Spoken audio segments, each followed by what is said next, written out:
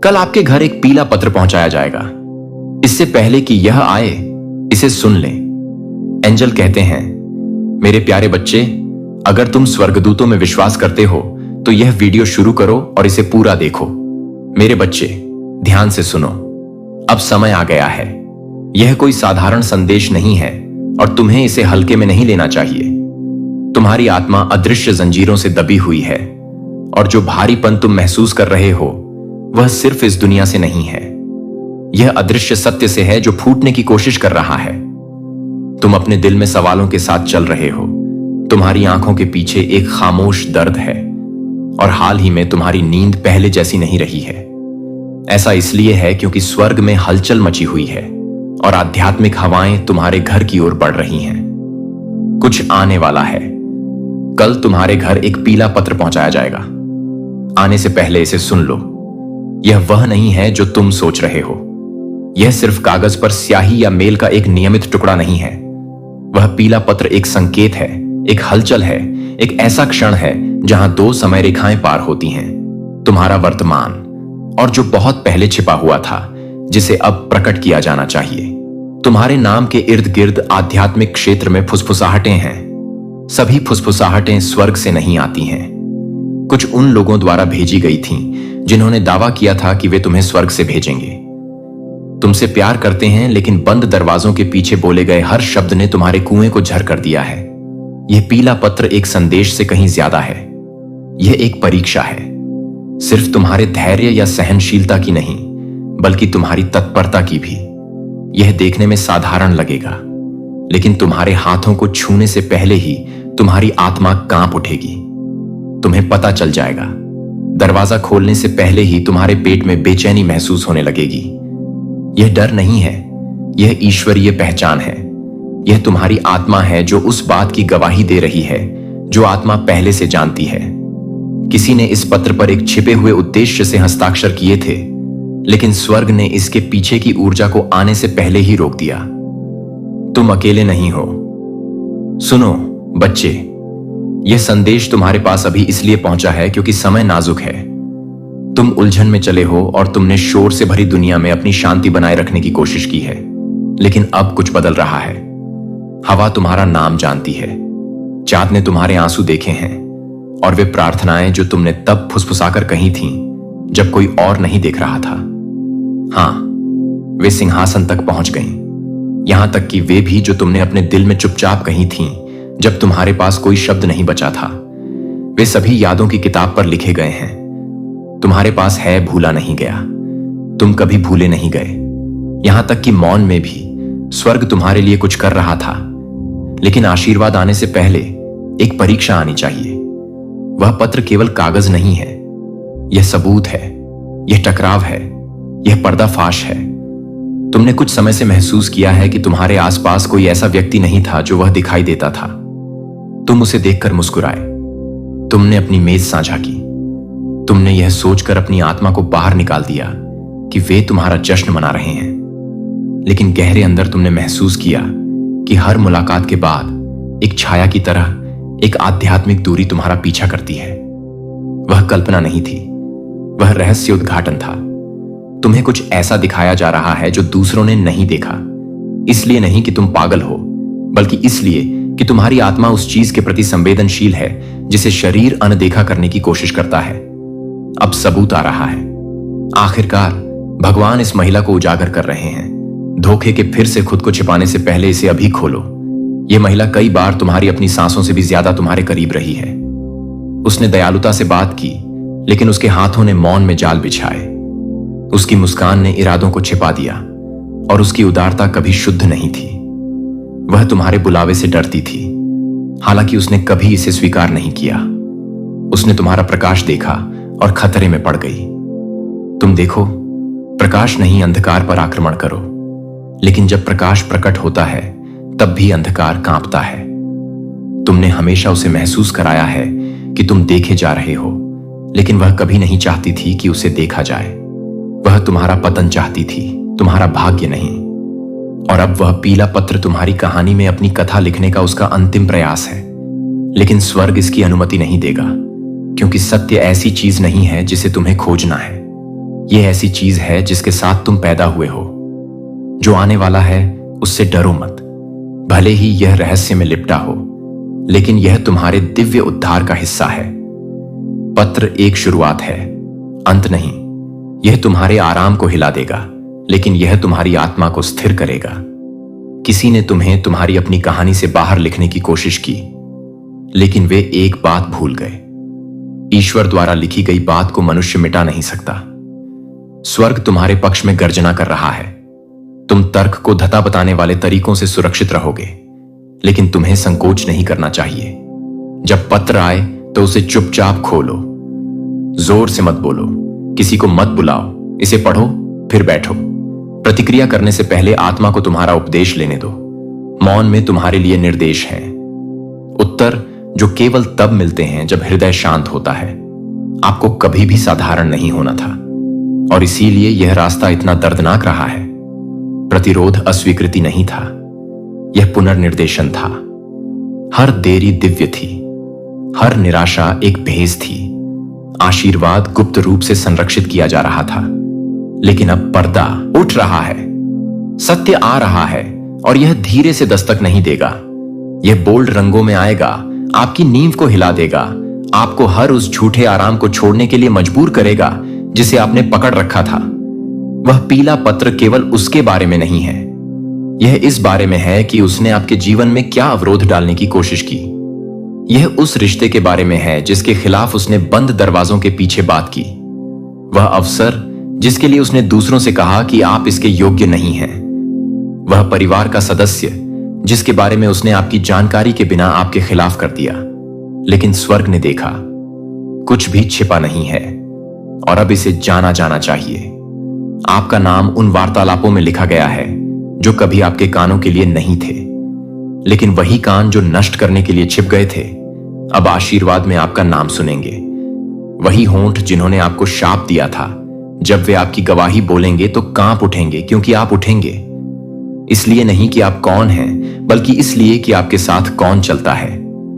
आपको एक के लिए उठाया जा रहा है, कारण प्रशंसा के लिए नहीं, प्रसिद्धि के लिए नहीं, बल्कि संरेखण के लिए। स्वर्ग चीजों को गति दे रहा है। जो टूटा था उसे ठीक किया जाएगा, जो देरी से हुआ था उसे पूरा किया जाएगा, जो भूला गया था उसे वापस लाया जाएगा। लेकिन पहले यह आना चाहिए। यह पत्र आपके द्वारा झांत से भी पुरानी किसी चीज को खोलना है। यह आपके जन्म से बहुत पहले की गई वाचा से जुड़ा है। आपके वंश में किसी ने आपके माध्यम से बहने वाले मोचन के लिए प्रार्थना की थी, और अब समय आ गया है। यही कारण है कि युद्ध तीव्र रहा है। यही कारण है कि लोग बदल गए। रिश्ते क्यों सूख गए, दोस्त क्यों फीके पड़ गए, और परिवार ठंडा हो गया। यह सजा नहीं थी, यह छंटाई थी। जिसे आप अस्वीकृति समझ रहे थे, वह वास्तव में संरक्षण था। आपको इस पल के लिए अलग रखा जा रहा था, क्योंकि एक बार सच्चाई सामने आ जाने के बाद वापस नहीं जाया जा सकता। आप अलग हो जाएंगे। आपकी आंखें ऐसी चीजें देखेंगी जिन्हें वे अनदेखा नहीं कर सकती। आपका दिल टूट जाएगा, लेकिन केवल इसीलिए कि इसे दिव्य ज्ञान के साथ फिर से बनाया जा सके। आपको विवेक के एक नए क्षेत्र में ले जाया जा रहा है। आप बिना बोले ही जान जाएंगे कि कौन आपके लिए है। आप हवा में छल महसूस करेंगे, इससे पहले कि यह सच हो जाए बोला गया। और आपको अब पुष्टि की आवश्यकता नहीं होगी, क्योंकि स्वर्ग शरीर की चीख से भी अधिक जोर से फुसफुसाएगा। यह आपका क्षण है। आप जो था और जो आने वाला है उसके किनारे पर खड़े हैं। और नहीं, यह आसान नहीं होगा। रहस्योद्घाटन शायद ही कभी होता है, लेकिन आपको इसके लिए चुना गया था। इसीलिए नहीं कि आप मजबूत थे, बल्कि इसलिए कि आप समर्पित थे। इसलिए नहीं कि आप परिपूर्ण थे, बल्कि इसलिए कि आप इच्छुक थे। स्वर्ग ने अस्पष्टता में आपकी आज्ञाकारिता देखी। वे समय जब आपने दिया जब आपके पास कुछ नहीं था।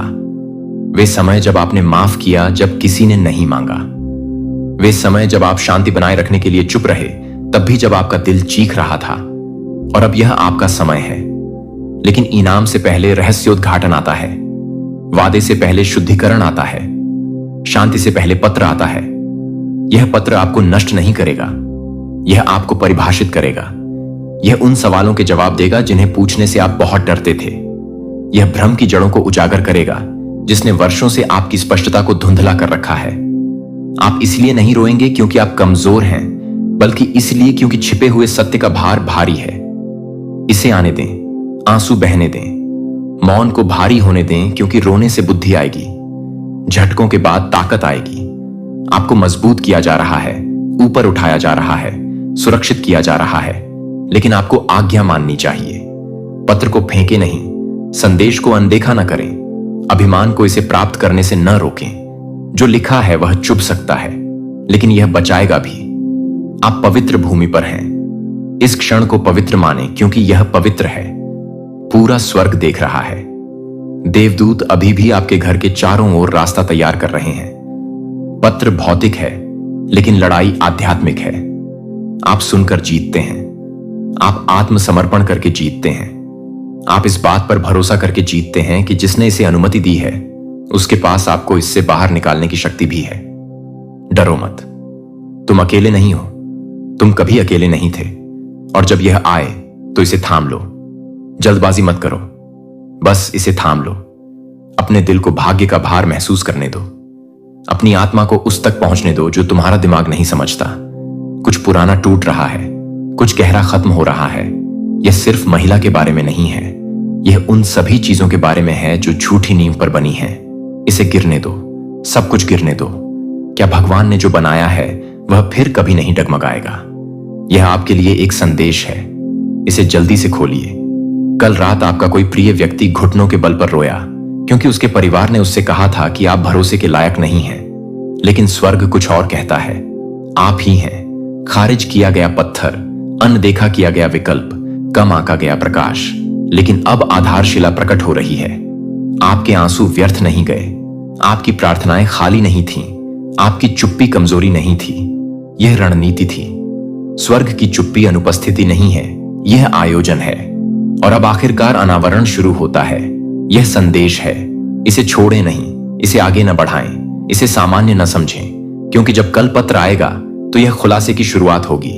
सच्चाई सामने आ रही है, और एक बार जब यह आ जाएगा तो आप कभी भी पहले जैसे नहीं रहेंगे। और सिंहासन से एक अंतिम फुसफुसाहट। भगवान कहते हैं, मैं तब भी तुम्हारे साथ था जब तुम्हें लगा कि मैं चुप हो गया हूं। जब तुम अपनी घाटी में बैठे थे तब मैं तुम्हारी विजय की गाथा लिख रहा था। और मैंने इस पत्र को, इस रहस्योद्घाटन को तुम्हें नष्ट करने के लिए नहीं, बल्कि तुम्हें मुक्ति दिलाने के लिए अनुमति दी। अब मुझ पर विश्वास करो, समय आ गया है। यह संदेश आपके लिए अनंत काल की सांस में लिपटा हुआ है, उस सत्य की तहों में छिपा हुआ है जिसका आप इंतजार कर रहे थे।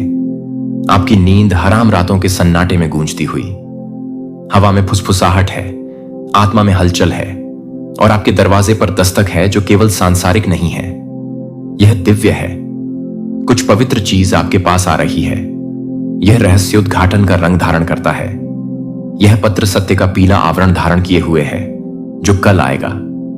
लेकिन आज रात आपकी आत्मा तैयार होनी चाहिए, क्योंकि यह कागज नहीं है, स्याही नहीं है, केवल लिफाफा नहीं है।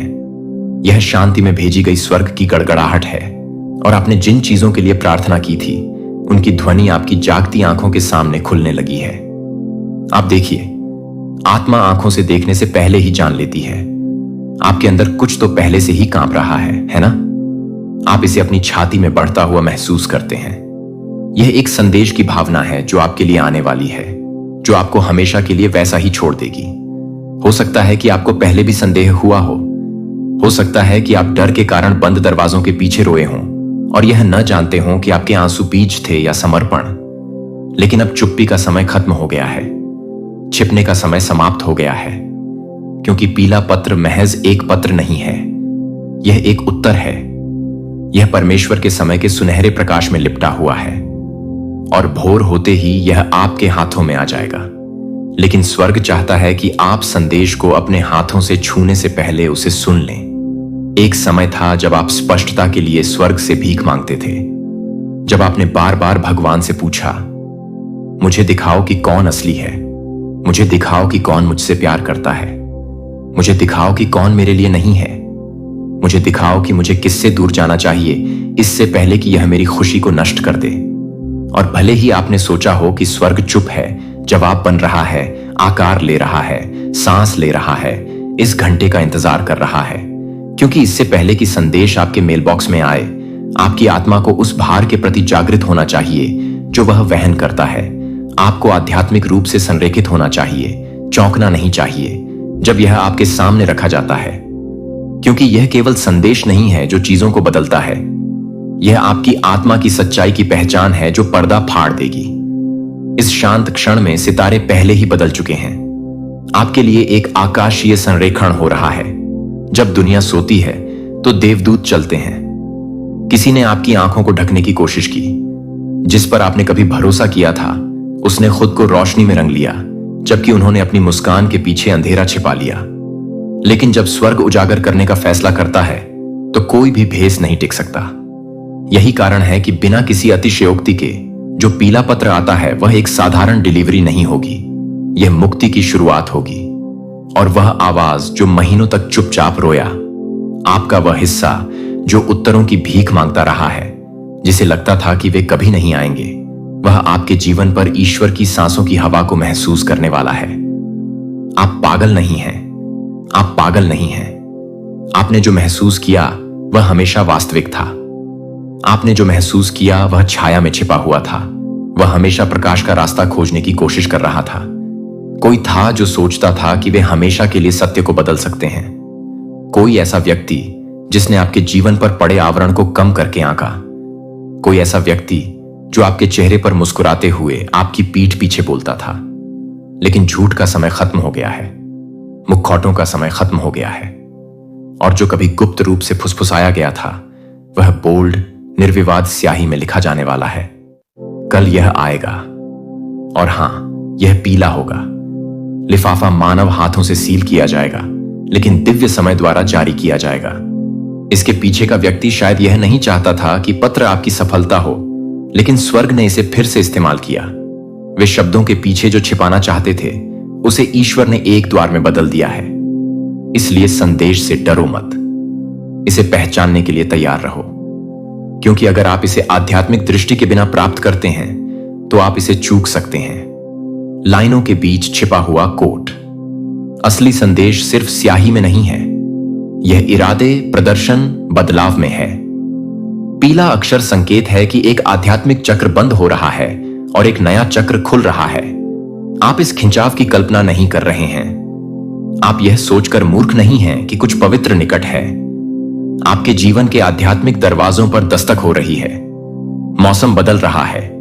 हो सकता है कि आपको लगा हो कि आप अलग थलग हैं, त्याग दिए गए हैं, भूल गए हैं, लेकिन नहीं, आपको इस पल के लिए छिपाया जा रहा था। आपको संरक्षित किया जा रहा था। जब दूसरे लोग चक्कर लगा रहे थे तो आप जड़ हो रहे थे। जब दूसरे लोग अस्थायी चीजों को पकड़ रहे थे तो आपको सिखाया जा रहा था कि शाश्वत को कैसे पहचाना जाए। और अब आपको वह दिखाया जा रहा है जो उन्होंने कभी नहीं सोचा था कि आप देखेंगे। पीला अक्षर सिर्फ समाचार नहीं है, यह एक दर्पण है। यह वही दर्शाएगा जो हमेशा से सच रहा है। इसके अंदर एक पैराग्राफ है जो आपकी यादों की गहराई से कुछ खींचेगा, कुछ ऐसा जिस पर आपको कभी संदेह था लेकिन हिम्मत नहीं हुई। यही वह हिस्सा है जहां आपकी सांस रुक जाएगी। यही वह पंक्ति है जो आपकी छाती को गरज के साथ हिला देगी। इसलिए नहीं कि यह दुख देता है, लेकिन क्योंकि यह पुष्टि करता है। यह संदेश नष्ट करने नहीं आ रहा है, यह प्रकट करने आ रहा है। और उस प्रकटीकरण में आपको वह शक्ति मिलेगी जो आपने सोचा था कि आपने खो दी है। आप रोएंगे, हां, लेकिन दुख से नहीं, जानने से, उस मुक्ति से जो केवल तब आती है जब झूठ फर्श पर गिर जाता है और सत्य कमरे में आग की तरह खड़ा होता है। जब आप इसे पढ़ेंगे तो आपको एक व्यक्ति के बारे में सोचना होगा, कोई ऐसा व्यक्ति जिसका नाम आपके विचारों में घूमता रहता है, कोई ऐसा व्यक्ति जिसकी उपस्थिति एक भूत की तरह लगती है जिसे आपने कभी नहीं मांगा, फिर भी वे रुके रहते हैं। पत्र उनके द्वारा किए गए कार्यों के बारे में एक गांठ बांध देगा, आपको दंडित करने के लिए नहीं, बल्कि आपको मुक्त करने के लिए। आप लंबे समय से भ्रम की जंजीरों में जकड़े हुए हैं। आप सोच रहे हैं कि आप आगे क्यों नहीं बढ़ पा रहे हैं, आप आध्यात्मिक रूप से क्यों विलंबित महसूस कर रहे हैं। लेकिन यह आप नहीं थे, यह बंधन था, यह आत्मा की डोरी थी जो बनी रही क्योंकि आपके पास कभी भी पूरा सत्य नहीं था। लेकिन यह पत्र उस बंधन को तोड़ता है। यह पत्र आध्यात्मिक स्पष्टता की तलवार रखता है। यह पीला है क्योंकि पीला आग, प्रकाश, चेतावनी और जागृति का प्रतिनिधित्व करता है। आप कल के बाद कभी भी वैसे नहीं रहेंगे।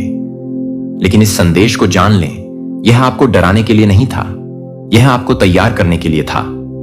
क्योंकि जब पत्र आएगा तो प्रलोभन होगा कि इसे एक तरफ फेंक दिया जाए और कहा जाए कि अभी नहीं, आज नहीं।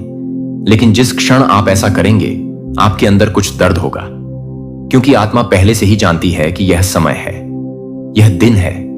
जिस संदेश के लिए आप रो रहे थे वह आपके दरवाजे पर है। सचमुच स्वर्ग की आवाज मेल बॉक्स में गूंज रही है, और यद्यपि आपके हाथ लिफाफा खोलते समय कांप सकते हैं, आपको इसे खोलना ही होगा, आपको देखना होगा। इसमें एक वाक्य है जो उस प्रश्न का उत्तर देगा जिसे आप वर्षों से लेकर जा रहे हैं। जब आप इसे देखेंगे तो आपको पता चल जाएगा।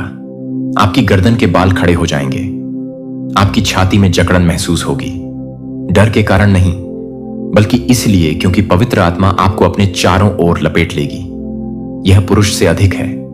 यह एक मुलाकात है, और एक बार जब संदेश आपकी आत्मा में प्रवेश करता है, एक बार जब यह आपके दिल में लंगर डालता है, तो आप जिस धुंध से गुजरे हैं वह गायब हो जाएगी। आपकी छाती का भारीपन दूर हो जाएगा, आपके दिमाग का दबाव दूर हो जाएगा। आध्यात्मिक माइग्रेन, भावनात्मक थकान, भूख, अजीब सपने, रात में बेचैनी, यह सब एक सच्चाई से जुड़ा था जो अभी तक नहीं आई थी, लेकिन अब यह पीले रंग में आता है। और आपको यह जानना चाहिए, जिसने इसे छिपाने की कोशिश की, जिसने मासूम बनने की कोशिश की, जबकि उन्होंने आपका नाम बिगाड़ा, उन्होंने कभी इसकी उम्मीद नहीं की थी। उन्होंने कभी नहीं सोचा था कि आप सच्चाई को थामे रखने के लिए पर्याप्त मजबूत होंगे, लेकिन आप हैं। और पत्र को इस तरह से आने का कारण यह है कि मौखिक सत्य को नकारा जा सकता है, लेकिन लिखित सत्य, यही वह जगह है जहां स्वर्ग ने अपनी छाप छोड़ी है। दस्तावेज आपका सबूत होगा। आपको कुछ भी साबित करने की जरूरत नहीं होगी। कागज बोलेगा। अंत में भगवान इस महिला को उजागर कर रहे हैं। इसे अभी खोलें, इससे पहले कि वह कहानी को मोड़ने का कोई और तरीका खोज ले, क्योंकि सच्चाई तब तक नाजुक होती है जब तक कि यह सामने ना आ जाए। और एक बार यह सामने आ जाए तो कुछ भी इसे फिर से नहीं दबा सकता। पीला पत्र उजागर करता है कि उसने अंधेरे में क्या किया। यह उसे शर्मिंदा नहीं करता, यह बस आपको आजाद करता है। और एक बार जब आप आजाद हो जाते हैं तो जो दरवाजे पहले नहीं खुलते थे वे चौड़े हो जाएंगे। जो अवसर आपने खो दिए वे वापस आ जाएंगे। जो कनेक्शन टूट गए थे वे अब समझ में आ जाएंगे, क्योंकि भ्रम है आपके भाग्य का सबसे बड़ा दुश्मन। और एक बार सत्य आ जाता है तो शांति बाढ़ की तरह उसके पीछे आती है। आपको उस रिश्ते में नहीं रहना चाहिए था। आपको खुद को दोष देते रहना नहीं चाहिए था। आपको उन निर्णयों के लिए दोषी नहीं होना चाहिए था जो हेर फेर किए गए थे। वह महिला, हां वह, उसने सिर्फ शब्दों से झूठ नहीं बोला, उसने अपने इरादों से झूठ बोला। उसने खुद को आपके करीब रखा, प्यार से नहीं बल्कि नियंत्रण से बाहर। लेकिन अब और नहीं। यह आपकी मुक्ति का समय है, जंजीरों को तोड़ने में नहीं बल्कि सच्चाई को उजागर करने में, हर उस कोने में प्रकाश भरने में जो कभी छिपा हुआ था।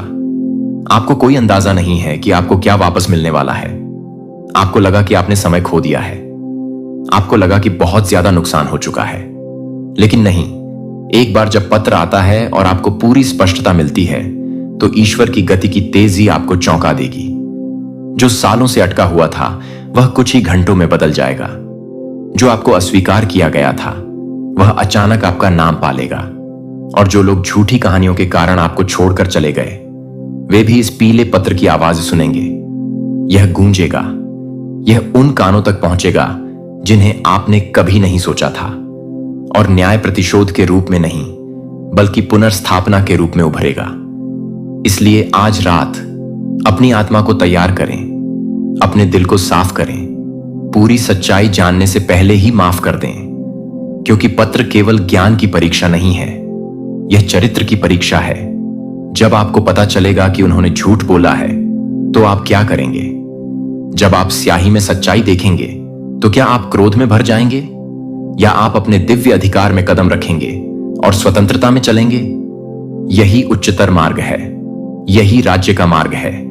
और यदि आप इसे चुनते हैं तो आशीर्वाद आप पर लहरों की तरह बरसेंगे। यह आपका क्षण है, यह कल्पना नहीं है, यह रूपक नहीं है, यह आपका जीवन, आपका मौसम, आपकी स्वतंत्रता है। अपनी आंखें तैयार करें, अपना दिल तैयार करें। कल आपके घर पर एक पीला पत्र पहुंचा जाएगा। स्वर्ग अनुमान नहीं लगा रहा है, स्वर्ग जानता है। संदेशवाहक पहले ही जा चुका है, हवाएं पहले ही बह रही हैं, समय सटीक है। आने से पहले इसे सुन लें। जब आपकी उंगलियां कागज पर कांपेंगी तो आपको यहां लिखे हर शब्द याद आ जाएंगे। और जब आप ऐसा करेंगे तो आपको पता चलेगा कि आपको चेतावनी दी गई थी, प्यार किया गया था, सुरक्षा दी गई थी और चुना गया था। आपके घर पर 24 घंटे निगरानी रखी जाती है और 2 आदमी निगरानी में रहते हैं। और मेरे प्यारे बच्चे, यदि आप स्वर्गदूतों में विश्वास करते हैं तो यह वीडियो देखना शुरू करें और इसे पूरा देखें। एंजल कहती है, मेरे बच्चे ध्यान से सुनो, अब समय आ गया है। यह कोई साधारण संदेश नहीं है और तुम्हें इसे हल्के में नहीं लेना चाहिए। यह संदेश तुम्हारे लिए है। तुम्हारे घर के आसपास की हवा बदल गई है और तुम्हारे कमरों के कोनों में जो सन्नाटा है वह खाली नहीं है। इसमें ऐसी फुसफुसाहटें हैं जिन्हें बहुत समय से अनदेखा किया गया है। अदृश्य में हलचल है और सभी आंखें भगवान की नहीं हैं। तुम्हारा घर दिन रात 24 घंटे 7 दिनों तक निगरानी में है और 2 पुरुष और 3 महिलाएं वह नहीं हैं जो वे होने का दावा करते हैं। उन्होंने दयालु मुस्कुराहट और साझा हंसी के पीछे खुद को अच्छी तरह से छिपाया है, लेकिन स्वर्ग ने उनकी सच्चाई को उजागर कर दिया है। उनके हाथ साफ नहीं हैं। तुम्हारी पीठ पीछे बोले गए उनके शब्दों का उद्देश्य तुम्हें बचाना नहीं है, बल्कि जो तुम्हारा है उसे पहचान से परे करना है। अंत में भगवान इस महिला को उजागर कर रहे हैं। बहुत देर होने से पहले इसे अभी खोलो। मेरे प्रिय, प्रभु की आत्मा उस मौन के लिए रोती है जिसे तुमने सहन किया है। तुमने अपने सीने में भावनाओं, बेचैनी, बिना किसी चेतावनी के आने वाली ठंडी ठंड, कमरों में अचानक होने वाली झिझक पर सवाल उठाया है जो कभी सुरक्षित महसूस करते थे। यह संयोग नहीं है, यह भ्रम नहीं है। स्वर्ग वह देखता है जो आप नहीं देखते, और सपनों में आने वाली चेतावनियां, सूक्ष्म संकेत, अजीबोगरीब पैटर्न, वे वास्तविक थे। आप आधी रात को अपने कमरे के बाहर कदमों की कल्पना नहीं कर रहे थे। जब एक ही कार 3 बार आपकी खिड़की के पास से धीमी होकर गुजरी तो आप गलत नहीं थे। आपने उससे उन चीजों के बारे में जिस तरह से पूछा, उस तरह से सवाल करना गलत नहीं था जो आपने उसे कभी नहीं बताई थी। कोई आपकी हर हरकत पर नजर रख रहा है। उनमें एक महिला है जो ऐसे बोलती है जैसे वह आपके लिए है, लेकिन वह भ्रम का मुख है। वह सुनने, समर्थन करने, मार्गदर्शन करने का दिखावा करती है, लेकिन उसका दिल आपके प्रति वफादार नहीं है। उसकी आत्मा बहुत पहले ईर्ष्या के लिए किराए पर दे दी गई थी। उसने गुप्त मंडलियों में आपका नाम तोड़ मरोड़ दिया है। उसने दूसरों के कानों में झूठी कहानियां डाली हैं, यह जानते हुए कि सूखे खेतों में जंगल की आग की तरह प्रभाव कितनी आसानी से फैलता है।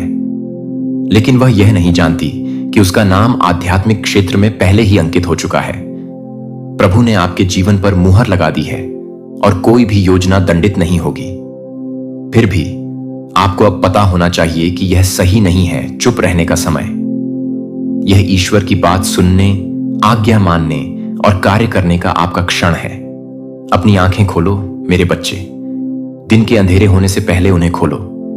तुम्हारा घर अनकही ऊर्जा के लिए युद्ध का मैदान रहा है। ऐसे क्षण आते हैं जब तुम्हें भारीपन, कमरे में एक अजीब बदलाव महसूस होता है और तुम उसे अनदेखा कर देते हो।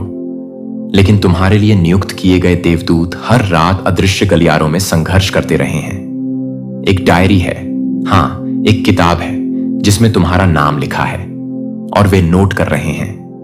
जो लोग दिन के उजाले में तुम्हें देखकर मुस्कुराते हैं वे गुप्त स्थानों पर मिले हैं। 2 पुरुष और 3 महिलाएं। संख्या एक संयोग नहीं है। उनमें से एक बहुत पहले से एक शिकायत रखता है। एक घाव जो कभी तुम्हारा नहीं था, दूसरा तुम्हारी शांति से ईर्ष्या करता है। महिलाओं में से एक हाल ही में एक तूफान से गुजरी और ठीक होने के बजाय उसने अपना दर्द तुम पर डाल दिया। वे जो कड़वाहट छिपाती हैं वह उनके कार्यों में बह जाती है। प्रभु तुम्हारे आंसुओं को नहीं भूले हैं, उसने उन सभी को गिना है। हर रात तुम अपने बिस्तर पर लेटे हुए सोचते हो कि शांति तुमसे क्यों दूर हो जाती है। आश्चर्य करते हो कि नींद तुम्हारी पलकों से क्यों फिसल जाती है। यही कारण है आप अपने कमरे में अकेले नहीं हैं, आप अपने घर में अकेले नहीं हैं। जीवित परमेश्वर की आत्मा आपको घेरे हुए है। हां, लेकिन धोखेबाजों ने भी आपके करीब आने की कोशिश की है। आध्यात्मिक रूप से आपका पीछा किया गया है। किसी ने आपकी आवाज की नकल करने, आपके सार की नकल करने, आपके आनंद की नकल करने की कोशिश की है, लेकिन इसे भ्रष्ट करने और उस पर कब्जा करने के लिए। लेकिन जो दिव्य है उसकी नकल नहीं की जा सकती। जो अभिषिक्त है उसका मजाक नहीं उड़ाया जा सकता। जिसे परमेश्वर ने सुरक्षित रखा है उसे वास्तव में चुराया नहीं जा सकता। फिर भी आपके लिए प्रार्थना में उठने का समय आ गया है। एक महत्वपूर्ण मोड़ आने से पहले यह आपकी अंतिम चेतावनी है। यदि आप देरी करते हैं तो भ्रम गहरा जाएगा। यदि आप चुप रहते हैं तो आपकी आवाज उनके शोर में खो सकती है। अभी कार्य करें मेरे बच्चे, यह आपका संकेत है। आप पुष्टि के लिए पूछ रहे हैं, है ना? आप कह रहे हैं, भगवान मुझे बताएं कि क्या मैं गलत हूं। यदि मैं यह कल्पना कर रहा हूं तो मुझे शांति प्रदान करें। लेकिन अगर कुछ सच है तो मुझे बताइए। यही वह ज्ञान है, यह वह क्षण है। आपको किसी और संकेत की आवश्यकता नहीं है।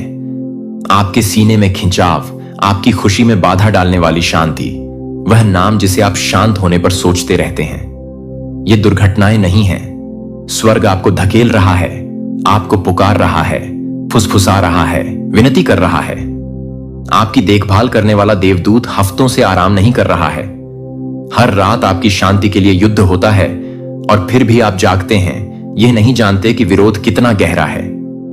लेकिन आज यह संदेश सत्य की तलवार है। यह झूठ को चीरता है। यह जो छिपा हुआ था उसे उजागर करता है। यह प्रकट करता है कि छाया में क्या फुसफुसाया गया था। 5 में से 1 आदमी आपको इस तरह से देखता है कि वह मासूम लगता है, लेकिन ऐसा नहीं है। वह पहुंच चाहता है, वह विवरण चाहता है, वह एक श्रोता की भूमिका निभाता है, लेकिन वह एक रिकॉर्डर है। वह चीजों को स्याही और कागज से नहीं बल्कि स्मृति में लिखता है। आपके शब्दों का आपके खिलाफ उपयोग करने के लिए प्रतीक्षा करता है। महिलाओं में से एक वृद्ध है। वह आपको सलाह देने का दिखावा करती है। वह कहती है कि वह आपकी तरक्की चाहती है, लेकिन वह आपके पतन के लिए तरस रही है। जब आप बात करते हैं तो वह मुस्कुराती है प्रगति, लेकिन अंदर ही अंदर वह अपने दांत पीसती है। दूसरी महिला जिस पर आप सबसे अधिक भरोसा करते हैं, वह उन सभी में सबसे खतरनाक है, क्योंकि वह नहीं जानती कि उस पर प्रभाव डाला गया है। उसे कठपुतली की तरह इस्तेमाल किया जा रहा है। कोई उसे आपके बारे में झूठ खिला रहा है। उन्होंने उसे बातें बताई हैं, सत्य को संपादित किया है, कहानियों को तोड़ मरोड़ कर पेश किया है, जब तक कि उसका दिल नहीं बदल गया। वह अब वैसी नहीं रही और उसे पता नहीं है कि उसके हाथ अब गंदे इरादों को छू चुके हैं। आप सोच रहे होंगे कि अब क्यों, इस पल क्यों? भविष्यवाणी की हवा के माध्यम से स्वर्ग इस तरह क्यों चिल्लाएगा? क्योंकि समय लगभग आ गया है। कुछ बदलने वाला है। और यदि आप आगे नहीं बढ़ते हैं, यदि आप अपनी चीजों की रक्षा नहीं करते हैं, तो कोई आपके वादे में कदम रखने की कोशिश करेगा। उन्होंने आपके चारों ओर प्रकाश देखा है और इसका जश्न मनाने के बजाय वे इसकी चमक चुराना चाहते हैं। उन्होंने ऐसी बातें कही हैं, उसे आशीर्वाद क्यों मिलता है, या वह हमेशा अपने पैरों पर क्यों खड़ा होता है। और ऐसा कहते हुए उन्होंने आध्यात्मिक शब्द फेंके हैं जो जंजीरों की तरह काम करते हैं। लेकिन ईर्ष्या में जो कहा गया था उसे अब वापस लौटना चाहिए भेजने वाले। जंजीरें टूट रही हैं, लेकिन आपको उन लोगों के पास वापस नहीं जाना चाहिए जिन्होंने उन्हें वहां रखा था। यह आपकी मुक्ति है, आपका चक्कर नहीं। आपको भोला बनने के लिए नहीं बुलाया गया था। आपको अंधा बनने के लिए नहीं बनाया गया था। आपकी समझदारी किसी कारण से तेज हो रही है। यह बेचैनी जो आप महसूस कर रहे हैं वह चिंता नहीं है, यह एक आध्यात्मिक जागृति है। आपको कुछ लोगों से किसी कारण से दूर कर दिया गया है। आपको भूत बना दिया गया है, छोड़ दिया गया है, अनदेखा किया गया है। इसलिए नहीं कि आपने कुछ गलत किया, बल्कि इसलिए कि भगवान ने पर्दा खींच दिया। उन्होंने उनके दिखावटी नाटक को ढाने दिया और अब वे बेनकाब हो गए हैं। लेकिन सबसे महत्वपूर्ण बात यह है कि आप आगे क्या करते हैं। क्या आप वापस उसी के पास जाएंगे जिसने आपको तोड़ दिया? क्या आप फिर से उन टेबलों पर बैठेंगे जहां आपका नाम गपशप की तरह परोसा जाता था? या आप उठकर चले जाएंगे? उनकी माफी का इंतजार न करें, स्वीकारोक्ति का इंतजार न करें। यह कभी नहीं आ सकता, क्योंकि अभिमान ने उनके दिलों में जहर भर दिया है और केवल दिव्य अग्नि ही इसे साफ कर सकती है। आपको अभी यह जानने की जरूरत है, आप सुरक्षित हैं, लेकिन केवल तभी जब आप सर्वशक्तिमान की छाया में छिपे रहें। आप कवर किए गए हैं, लेकिन केवल तभी जब आप खुद को उनके धोखे के लिए उजागर करना बंद कर दें। अनुमान लगाने का समय खत्म हो गया है। आपने सच्चाई मांगी और यह यहां है, जलता हुआ, कच्चा, निर्विवाद। 2 पुरुष, 3 महिलाएं, एक घर, एक चौकस नजर, और आपने चुना, संरक्षित, सील किया हुआ। वह महिला जिसके बारे में आपने सोचा था कि वह आपको कभी चोट नहीं पहुंचाएगी। हां, वह नहीं है जो वह हुआ करती थी। उसकी हंसी अब शुद्ध नहीं लगती, क्योंकि वह नहीं है। उसके दिल में कुछ घुस गया, तुलना का बीज, कड़वाहट की एक बूंद, आपके बंधन से ईर्ष्या करने वाले किसी व्यक्ति की फुसफुसाहट। और अब उसे यह भी एहसास नहीं है कि उसने जो स्नेह कभी आपको दिया था वह अब आक्रोश से भरा हुआ है। यह वह है जिसके लिए स्वर्ग शोक मनाता है। यह वह है जिसके पास महादूत माइकल खड़ा था, चेतावनी देने की कोशिश कर रहा था, पीछे हटने की कोशिश कर रहा था, लेकिन वह नहीं सुनेगी। और जब तक वह नहीं बदलती, वह सबसे अधिक दर्द देने वाली होगी। जिसे आप प्यार करते हैं वह कल रात घुटनों के बल बैठकर रोया, क्योंकि उनके परिवार ने उन्हें बताया कि आप जहां हैं वहां रहने के लायक नहीं हैं। लेकिन स्वर्गदूतों ने इसे सुना, उन्होंने इसे लिख लिया। विश्वासघात को नोट कर लिया गया है स्वर्ग के न्यायालयों में। और आपको इसे अपने ऊपर हावी नहीं होने देना चाहिए। आप किसी असाधारण चीज के किनारे पर हैं और इसीलिए दबाव बढ़ गया है। युद्ध सज्जा नहीं है। यह वादे के प्रति आपकी निकटता का प्रमाण है, लेकिन अब कार्य करने का समय है। आपके घर पर अभी भी नजर रखी जा रही है। आपकी हर हरकत पर अभी भी नजर रखी जा रही है। तब तक इंतजार न करें जब तक वे अपना पूरा हाथ न दिखा दें। अपने स्थान की रक्षा करें। आप जो कहते हैं उस पर ध्यान दें। अपने घेरे की रक्षा करें। आप पागल नहीं हैं। आपको ईश्वर द्वारा चेतावनी दी जा रही है। यदि आप दान करना चाहते हैं या अपनी प्रशंसा दिखाना चाहते हैं तो आप $100 तक का सुपर थैंक्स दे सकते हैं। देवदूत कहते हैं कि यह आपके पास अब भी आ रहा है, क्योंकि देरी से बहुत ज्यादा खर्च आएगा। आपके पास जो प्रकाश है वह दुर्लभ है। आपके अंदर का उपहार उन लोगों के आराम को खतरे में डालता है जो बदलने से इनकार करते हैं। और इसलिए वे साजिश करते हैं, इसलिए नहीं कि आप गलत हैं, बल्कि इसलिए कि आपकी सही बात उनके समझौता दोष नहीं पाया। फिर भी उन्हें क्रूस पर चढ़ाने का आदेश दे देता है। यीशु को निर्दयता से कोड़े मारे गए, उनके सिर पर कांटों का मुकुट रखा गया और फिर उन्हें अपना क्रूस उठाकर गोलगोथा मौत की जगह तक ले जाने के लिए मजबूर किया गया। क्रूस पर यीशु को 2 अपराधियों के बीच में क्रूस पर चढ़ाया गया। लूका के अनुसार उनमें से एक अपराधी ने यीशु की बेकसूरी को स्वीकार किया और उनसे प्रार्थना की कि वह अपने राज्य में उसे याद रखें। यीशु ने उत्तर दिया, मैं तुमसे सच कहता हूं, आज ही तुम मेरे साथ स्वर्ग में रहोगे। जब यीशु क्रूस पर लटके हुए थे तो उन्होंने कुछ ऐसे वाक्य बोले जो उनके दुख की गहराई और उनके मकसद के पूरा होने को दिखाते हैं। उन्होंने कहा, पिता, इन्हें क्षमा कर, क्योंकि यह नहीं जानते कि यह क्या कर रहे हैं। और अंत में कहां पूरा हुआ, इसका मतलब था उनका उद्धार का कार्य पूरा हो चुका था। मसीही विश्वास में यीशु की मृत्यु को एक बलिदान के रूप में समझा जाता है, यानी उन्होंने मानवता की जगह पर प्राण दिए और पूरी दुनिया के पापों का बोझ अपने ऊपर लिया। क्रूस पर परमेश्वर के पुत्र ने खुद पर पाप का दंड ले लिया, ताकि हर वह व्यक्ति जो उन पर विश्वास करें उद्धार पा सके।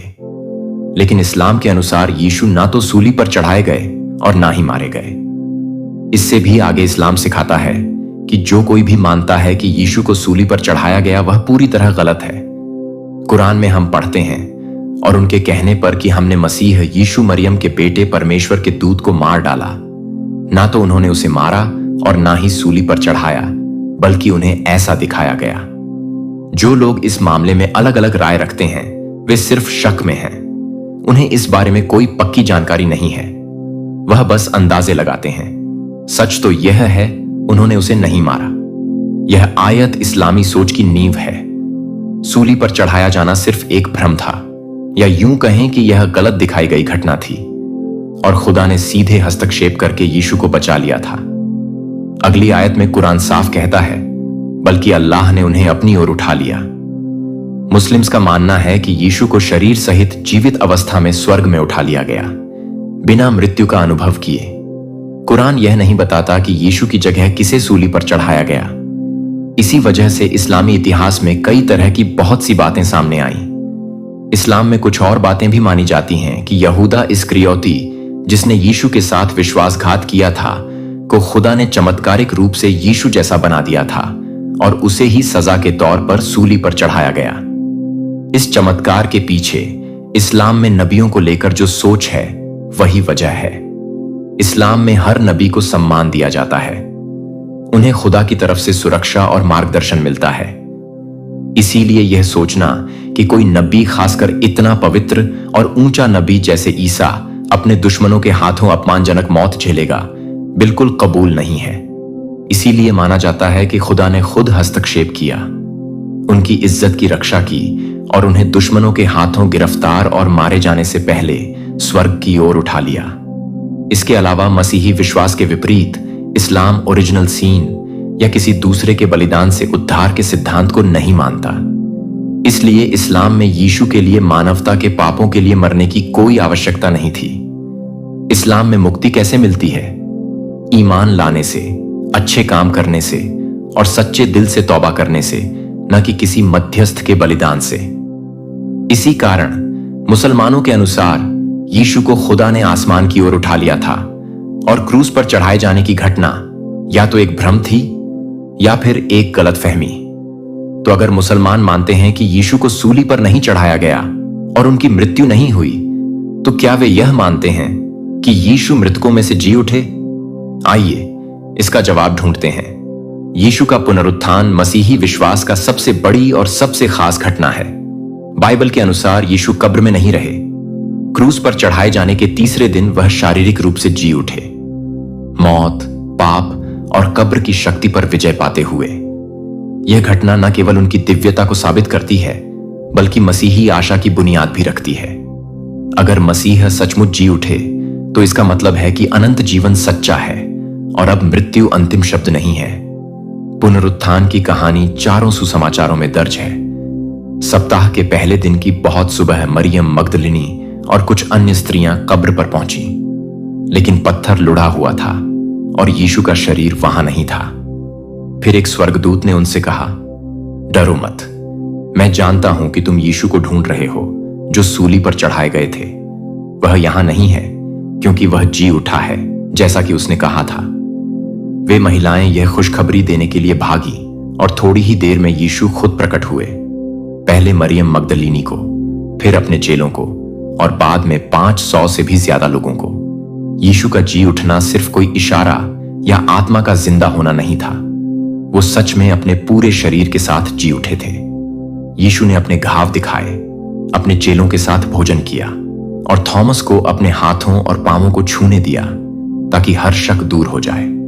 यीशु ने कहा, अपनी उंगली यहां रखो, मेरे हाथ देखो, अपना हाथ बढ़ाओ और मेरी करवट पर रखो और अविश्वासी नहीं बल्कि विश्वासी बनो। मसीही विश्वास में मौत पर मिली यह जीत इस बात की पुष्टि करती है कि यीशु सचमुच परमेश्वर के पुत्र हैं, जैसा कि उन्होंने दावा किया था। पुनरुत्थान यीशु की सेवकाई, उनकी शिक्षा और उनके बलिदान पर परमेश्वर की अंतिम मुहर है। अगर पुनरुत्थान ना हुआ होता तो क्रूस की कहानी बस एक दुखद घटना बनकर रह जाती, लेकिन पुनरुत्थान ने उसे अनंत जीवन तक पहुंचने का पुल बना दिया। पुनरुत्थान के बाद यीशु ने 40 दिन तक अपने चेलों को शिक्षा दी, उन्हें सुसमाचार फैलाने के लिए तैयार किया और पवित्र आत्मा के आगमन का वादा किया। अंत में यीशु स्वर्ग की ओर उठाए गए, पराजित शहीद के रूप में नहीं, बल्कि एक महान राजा के रूप में। तब से अब तक मसीही लोग यह मानते आए हैं कि यीशु जीवित हैं, राज्य कर रहे हैं, अपने लोगों के लिए मध्यस्थता कर रहे हैं और एक दिन वे फिर लौटेंगे, जीवितों और मृतकों का न्याय करने के लिए। इस्लाम में मसीही विश्वास के अनुसार यीशु के पुनरुत्थान की बात नहीं मानी जाती। कुरान साफ तौर पर कहता है कि यीशु की मृत्यु क्रूस पर नहीं हुई थी, और जब मौत ही नहीं हुई तो पुनरुत्थान की जरूरत भी नहीं थी। इस्लाम यीशु के स्वर्गारोहण को मानता है, लेकिन पुनरुत्थान को नहीं, क्योंकि यीशु ना तो मरे थे और ना ही कब्र में रखे गए थे, इसलिए उन्हें वापस जीवन में लाने की जरूरत नहीं थी। यीशु को जीवित अवस्था में बिना मौत का अनुभव किए स्वर्ग की ओर उठा लिया गया, और वह आज भी वहीं है, समय के अंत में लौटने का इंतजार कर रहे हैं। तो क्या बाइबल और कुरान दोनों यीशु के फिर से आने की बात करते हैं? मसीही और इस्लामी विश्वास दोनों इस बात पर सहमत हैं कि यीशु फिर आएंगे, लेकिन यहां आकर समानताएं खत्म हो जाती हैं और एक गहरा फर्क सामने आता है। मसीही विश्वास में यीशु का दूसरा आगमन बेहद महिमामय होगा। वह फिर से नासरत के एक साधारण बढ़ाई के रूप में नहीं आएंगे, ना ही वह दुख उठाने वाले आदमी के रूप में लौटेंगे।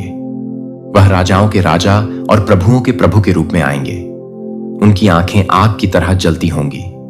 वह एक सफेद घोड़े पर सवार होकर आएंगे और न्याय उनकी पहचान की तरह लहराएगा। यीशु ने खुद स्पष्ट रूप से कहा था, मैं फिर आऊंगा और तुम्हें अपने पास ले लूंगा, ताकि जहां मैं हूं वहां तुम भी रहो। यह आगमन गुप्त नहीं होगा, यह अदृश्य नहीं होगा। हर आंख उन्हें देखेगी, हर घुटना उनके सामने झुकेगा। प्रकाशित वाक्य की किताब में यह लिखा है, मैंने स्वर्ग को खुला देखा और देखो, एक सफेद घोड़ा था जो उस पर बैठा था। उसे विश्वासी और सच्चा कहा जाता है। उसकी आंखें आग की ज्वाला के समान थीं और उसके सिर पर कई मुकुट थे, और उसके वस्त्र और जांघ पर लिखा था, राजाओं का राजा और प्रभुओं का प्रभु। यही वही यीशु हैं जिन पर थूका गया था, जिनका मजाक उड़ाया गया था और जिन्हें क्रूज पर चढ़ाया गया था। अब वही यीशु स्वर्गीय ताकत के साथ लौटेंगे। स्वर्ग की सेनाएं उनके साथ होंगी। वह न्याय पाने वाले के रूप में नहीं, बल्कि न्याय करने वाले के रूप में आएंगे। वह इस बार अस्वीकार किए जाने के लिए नहीं, बल्कि राज्य करने के लिए लौटेंगे। उनका आगमन समय के अंत का संकेत होगा। मरे हुए फिर से जी उठेंगे, पुस्तकें खोली जाएंगी और हर इंसान सच का सामना करेगा। यीशु सिर्फ बुराई को नष्ट करने नहीं आएंगे, वह एक ऐसा अनंत राज्य स्थापित करेंगे जहां सच्चाई, शांति और महिमा होगी, जहां ना मौत होगी, ना शोक और ना ही कोई दर्द। एक नया स्वर्ग और एक नई पृथ्वी प्रकट होगी, और यीशु युगों युगों तक राज्य करेंगे। लेकिन इस्लाम भी यीशु का इंतजार कर रहा है, लेकिन ना तो परमेश्वर के पुत्र के रूप में, ना उद्धारकर्ता के रूप में, और ना ही सूली पर चढ़ाए गए के रूप में, बल्कि उस नबी के रूप में जो कभी मरे ही नहीं थे और जो अंतिम समय में जीवित स्वर्ग से उतरेंगे। हदीसों के अनुसार जो पैगंबर मोहम्मद के वचन हैं, यीशु फिर आएंगे, सलीब को तोड़ेंगे, दज्जाल झूठे मसीहस को मारेंगे और साफ घोषणा करेंगे कि वे कभी भी ईश्वर नहीं थे। हां, यीशु लौटेंगे, लेकिन एक केंद्रीय हस्ती के रूप में नहीं, बल्कि इस्लाम के एक आज्ञाकारी सेवक के रूप में। और भले ही कुरान में उनके लौटने का पूरा विवरण नहीं दिया गया है, लेकिन एक साफ भविष्यवाणी जरूर की गई है। किताब वालों में से ऐसा कोई नहीं रहेगा जो अपनी मौत से पहले यीशु पर ईमान ना लाए, और कयामत के दिन यीशु उनके खिलाफ गवाही देंगे। सदियों से मुस्लिम विद्वान इस आयत को यीशु के भविष्य में उतरने की भविष्यवाणी मानते हैं। यह पूरी कहानी हदीसों में और भी स्पष्ट रूप से बताई गई है, और यह कुछ इस तरह है।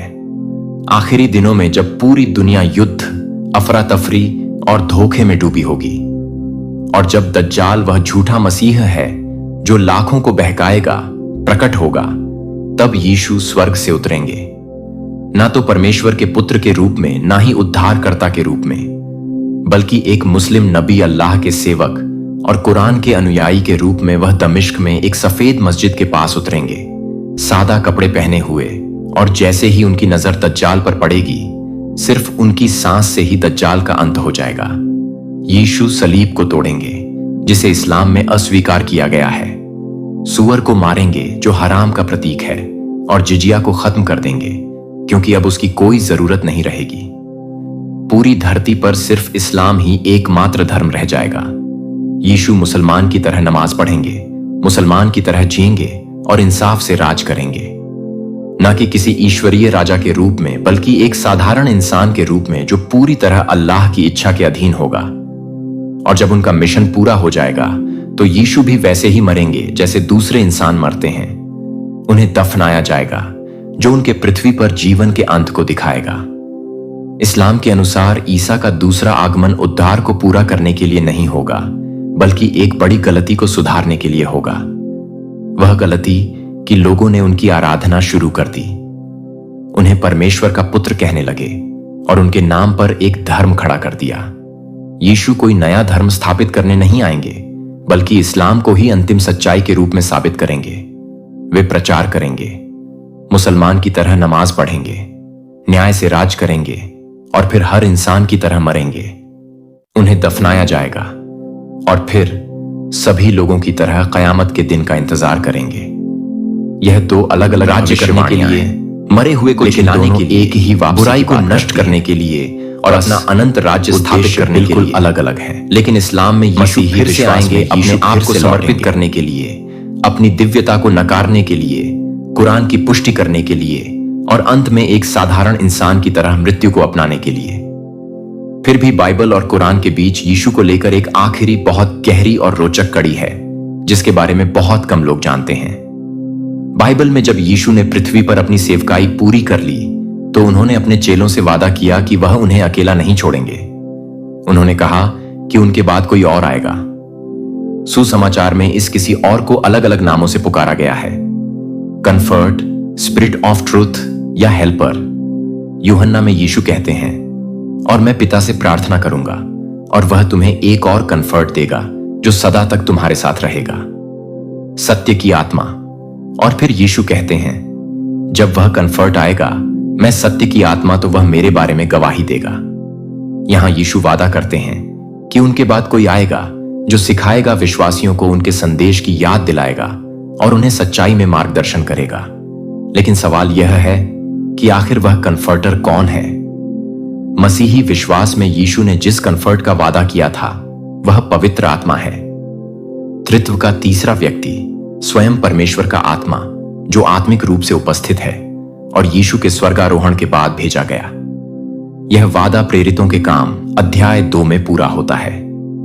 पेंटिकॉस्ट के दिन जब पवित्र आत्मा आग के रूप में चेलों पर उतरता है, उन्हें अलौकिक शक्ति और साहस से भर देता है ताकि वे सुसमाचार का प्रचार कर सकें। मसीही विश्वास के अनुसार पवित्र आत्मा स्वयं परमेश्वर का आत्मा है, जो यीशु के वचन को पूरा करने के लिए भेजा गया। पवित्र आत्मा विश्वासियों के भीतर वास करता है, उन्हें राह दिखाता है, सांत्वना देता है और मसीह का अनुसरण करने के लिए ताकत प्रदान करता है। पवित्र आत्मा परमेश्वर की कभी न छूटने वाली उपस्थिति है, जो उसके लोगों के साथ हमेशा रहती है। लेकिन इस्लाम में सुसमाचार में लिखे गए कंफर्ट को बहुत अलग तरीके से समझा जाता है। यूहन्ना में जो यूनानी शब्द आया है वह है पैराक्लेटस, जिसका सामान्य अनुवाद है कंफर्टर या वकील। लेकिन कुछ मुस्लिम विद्वानों का कहना है कि असली लिखावट को या तो बदला गया था या फिर गलत समझा गया। उनका दावा है कि यीशु ने असल में पैराक्लूटस शब्द कहा था, जिसका अर्थ होता है प्रेस्ड वन, और प्रेस्ड वन का अर्थ अरबी में अहमद या मोहम्मद है। मुसलमान मानते हैं कि यीशु ने पवित्र आत्मा का वादा नहीं किया था, बल्कि उन्होंने एक और नबी के आने की भविष्यवाणी की थी और वे उस नबी को मोहम्मद मानते हैं। इस विश्वास का मुख्य आधार कुरान की सूरह 61 में मिलता है। वहां लिखा है कि यीशु ने कहा, हे इज़राइल की संतान, निश्चय ही मैं अल्लाह का दूत हूं जो तुम्हारे पास आया है, और मैं तुम्हें एक ऐसे दूत की शुभ सूचना देता हूं जो मेरे बाद आएगा और उसका नाम होगा अहमद। अहमद पैगंबर मोहम्मद का एक और नाम है। अरबी भाषा में इसका अर्थ होता है जिसे बहुत तारीफ मिले। इसीलिए मुसलमानों का मानना है कि यीशु ने मोहम्मद के आने की भविष्यवाणी की थी, जो परमेश्वर के अंतिम दूत हैं, जिन्हें मुहर नबूवत यानी नबियों की मुहर कहा जाता है। इस्लाम के अनुसार यीशु ने जिन सहायक या सहारा देने वाला के आने का वादा किया था, वह पवित्र आत्मा नहीं थे, बल्कि मोहम्मद थे। इस्लामी समझ के अनुसार पवित्र आत्मा कोई ईश्वरीय व्यक्ति नहीं है, बल्कि एक फरिश्ता है जिन्हें अक्सर जिब्रील कहा जाता है, जो सभी नबियों की मदद करते थे और यीशु की भी मदद की थी। बाद में मोहम्मद आखिरी संदेश कुरान लेकर आए। उन्होंने उन गलतियों को ठीक किया जो समय के साथ मसीही विश्वास में आ गई थी। मोहम्मद को नबियों की मोहर कहा जाता है, यानी परमेश्वर